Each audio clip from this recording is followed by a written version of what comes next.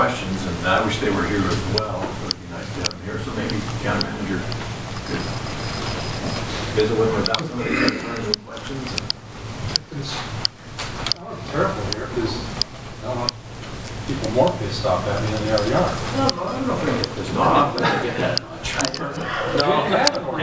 No, I think it's a valid question. I think that those are concerned why we're making We changes. didn't have an ordinance. That was the problem.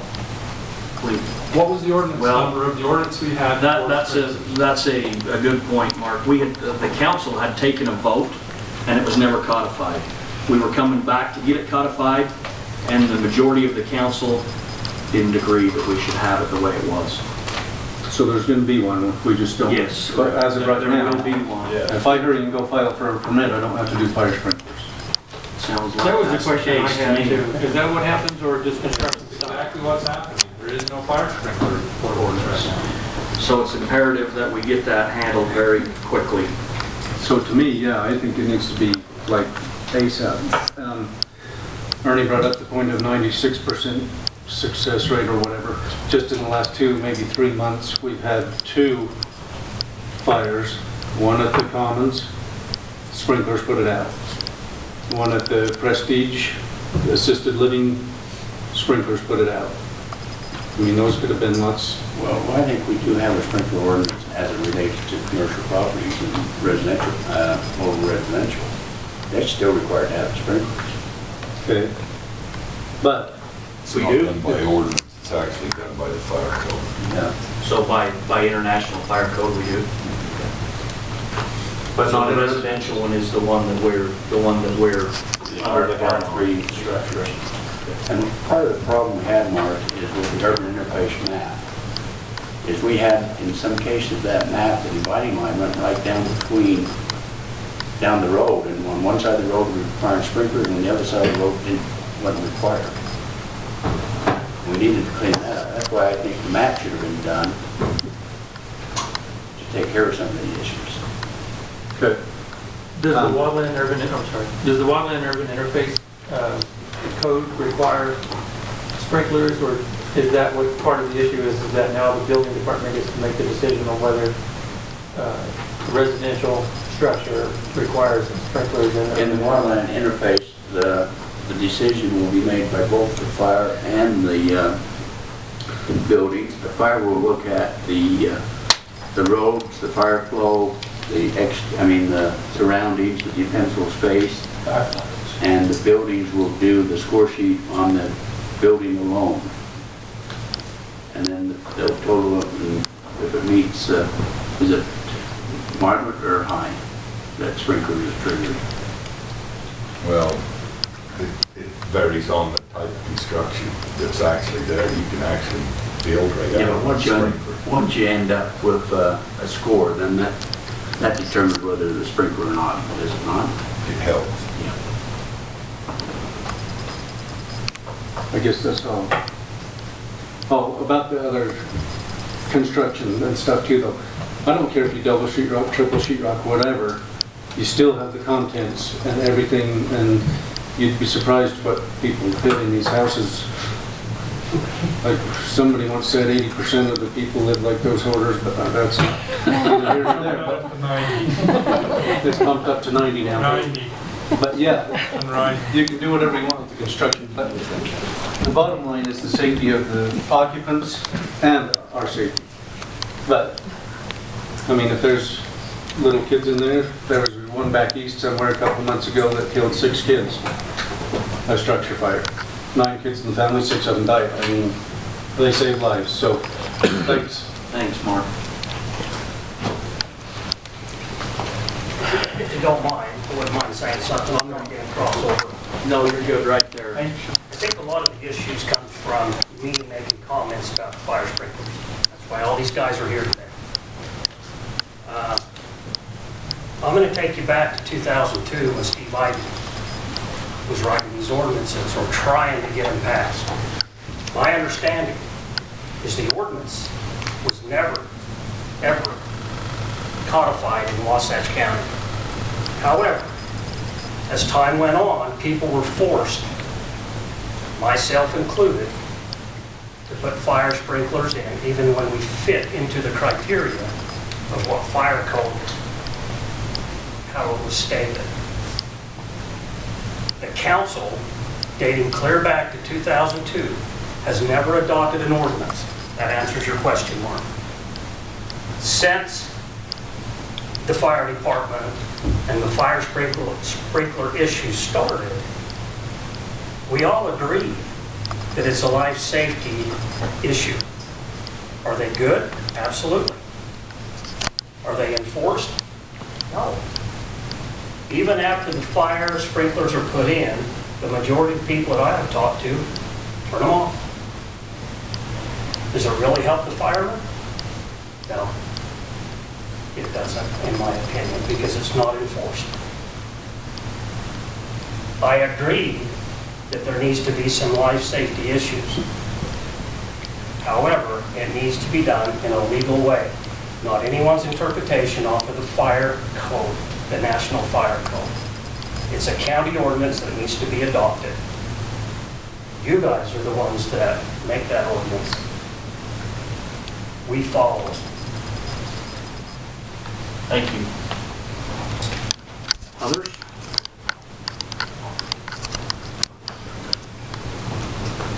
Okay. Wait, Mr. Provost. can I tell you? Again? I'm just kidding. I'm totally kidding. A lady in our ward who bear testimony, and then she'd get back up and say one more thing. I just, as I sat there, I was thinking about our relationship with the county. And I would be remiss if I didn't say, Mike Davis, thank you for your support. Mike's in a tough position because I'm not a swearing man, but he's damned if he does and he's damned if he doesn't. And We Mike, don't know how that is at all. you're not in that position. But Mike, I want to thank you for your support. Ernie and I spoke today. Ernie and I have to work close together with fire and EMS, and our goal moving forward is to not look back but to move forward and to do the best we can for this community. And I appreciate Ernie's thoughts in relation to that. Sheriff, we appreciate you and your men. I hope you know that. Jared, thank you for your support. We need your help. We plead for your help moving forward in the future, and I hope that you know that. So with that being said, I just want it to be known that I appreciate all of you and your support. And moving forward, we need to address the issue of this full-time issue. I think Ernie and I can sit down with Mike and start that discussion and come up with some ideas that we can then maybe bring back to you as a council how maybe we could better do that. So thank you. Thank you. I won't need a bottle of water, Dave, Maybe, Chairman, if I could, to speak to something that Claire said, see, as he was up, that he said when he was up before. The direction or what eventually is going to happen with EMS and the fire department in this county has been something I've been involved in from the very beginning. I don't know, Ernie, how many meetings we had with the Murdochs way back. When was that? And talked, and they give all their side and why this and that. And anyway, I think we've all known. I think the council all knows just what you're saying, Claire. Is we know that we're arriving at that point. We've done some things the last couple of years with the full-time here to kind of mitigate that as we move into that. And a lot of us have had a lot of discussion. Which way do we go? Do we unify fire and EMS, or EMS into fire, or keep them separate but yet make them full-time? We know that's going to have to happen, and you have our support on that. We just, it's when do we pull the trigger, and we're there. We're looking at it very closely. So I appreciated those comments, and I've been involved in that at the very beginning, and know that it's important. So. Thank you. Anything else? We'll look to, I would suggest that, Kendall, just adding to what you're saying, I would suggest we're probably past that point. That'd be my interpretation, and just an opinion, trying to keep keep a finger on the pulse. I think we're past that point, but that's just an opinion. If we need a closed session, I'll look to the department heads to tell me whether we need that. And if you want to bring, or some of your employees would like to have closed or not, I'll look to you guys to tell me yes, or I guess any employee of the county. We could, is that appropriate? That's appropriate, guys. I'd like to know, and then if so, we'll go into closed session if there are those who would like to go into closed session. Okay, I think we would like to do that as Okay. department heads, if you're okay with that. Okay? But one thing, real quick, it seems like there's several that want to maybe make a comment real quick, so at some point maybe we just go down and have each council member say. Oh, and then, like, let's do that while we're in open session still, so we've got it. And if you want to start, Councilman Park. Yeah, well, the reason I voted the way I did is I believe that, and I know more people that have fire sprinklers in their houses that are turned off than are turned on. And with water being the primary method, they're even getting worse. People are worried about flooding and freezing and all kinds of problems, and they're getting turned off more likely right the minute they get occupancy. So my opinion is that we might as well build with Class A fire materials. Are they perfect? No. But we're getting something that doesn't get turned off tomorrow. We're getting something that gets maintained for 5 years. I think if you had a second home, they're probably going to get maintained. They're probably going to get taken care of. Property manager take care of that. In a regular house, they're not getting maintained. They're not getting taken care of. You start to see a leak, they get turned off. So we might as well have something. That was my attitude. I know people thought we were against the fire. We're not. I was trying to address it with a common sense approach, and that is why I voted the way I did. I just want to say thank you for coming in today. I think this meeting has been very productive. I've taken a lot of notes, and we have a lot of the same concerns that you do. Just want to thank you for all that you do. I hear a lot of the stories and things, and I want to tune into the scanner. I do from time to time whenever I can find the right frequency. So, but anyhow, thank you for all you do, and appreciate being here today and how respectful you were in your comments and things. And,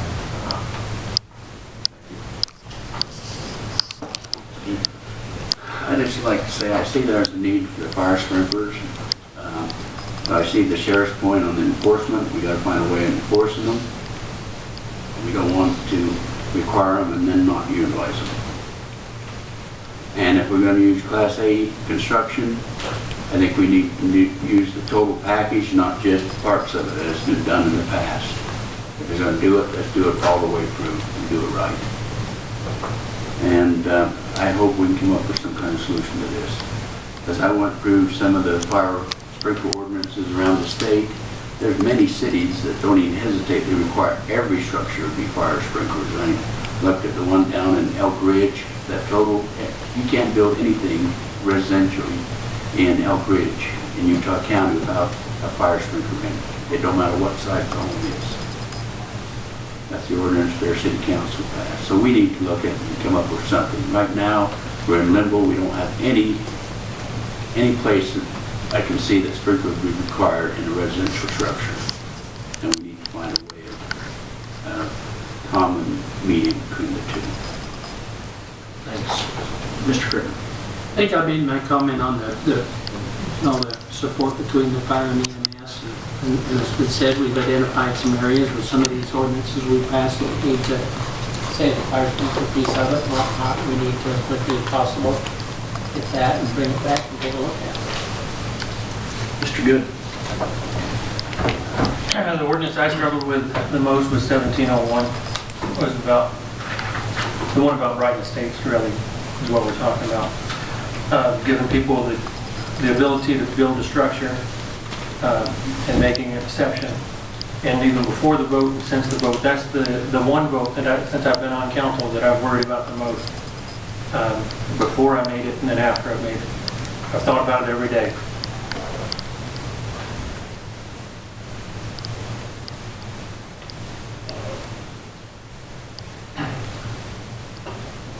I don't know if I made the right vote. I'm not sure. I think I did, but it does bother me and it does worry me. One of you made a comment, I think it was Mr. Meekum, I'm not sure, that said, it was about intent. Did we vote that way because somebody was mad at Ernie? I sure didn't. I voted because I tried to measure everything and balance it out and decide what's the right thing to do. If I ended up making the wrong vote, boy, that bothers me. And I'm happy to look at it again if it's necessary. It's my sincere belief that everybody's trying to do the best thing, the best job they can do all the time.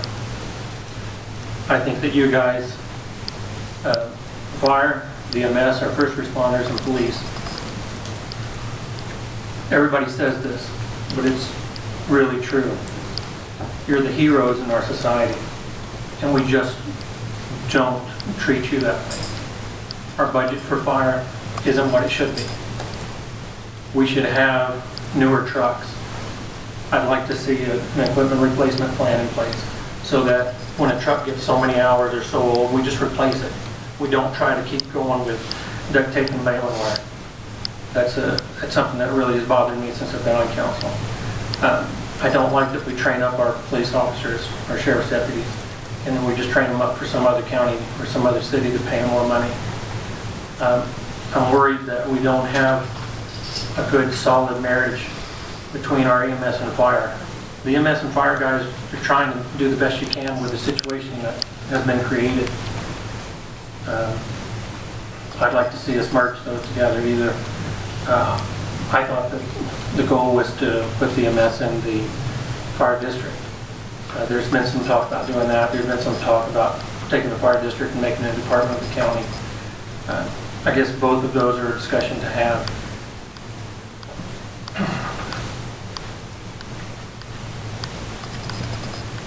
Ordinance 1611 on the sprinklers. I want to see us have a good sprinkler code in place. Where's the gentleman that was asking that question? Mr. Luke. Right. That's something that I hope we can get done, because that was one of my major concerns, is that I thought one of two things was happening. Either people are going to be building houses and just getting around it right now without having to put any kind of sprinkler in at all, or no one's going to be able to construct at all because they're held up in the process. So I hope we get that code done sooner than later.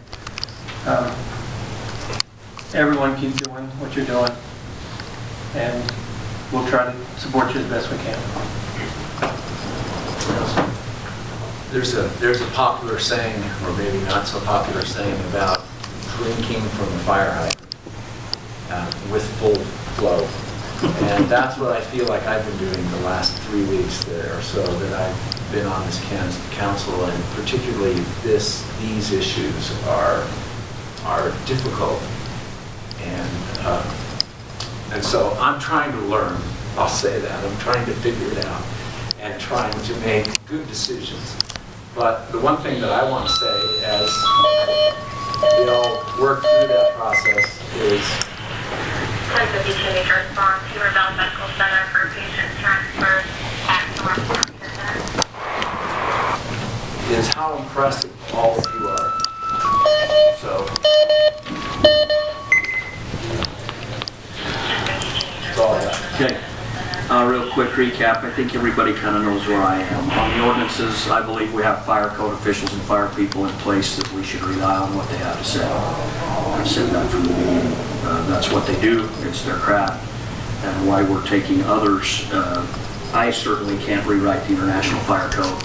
I know we have professionals who know it and are doing a good job. In the past, when we've seen code issues and things that need codified, we bring them up and we get them done. We don't look at it as a reason to change things. Just my opinion.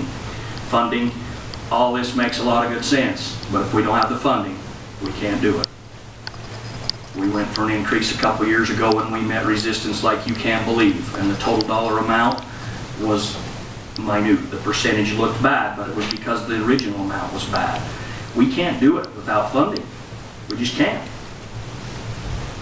So that's what we unfortunately are faced with.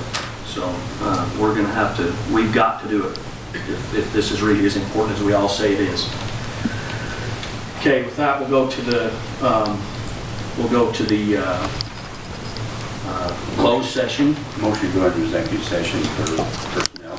Okay, we've got a motion and a second. Proceed, vote, Mr. Nelson. Yes. Yes. This is for reasons related to personnel. Okay, we will go into closed session. What are our rules here, Scott? Do you have to be an employee, or how do we, who do we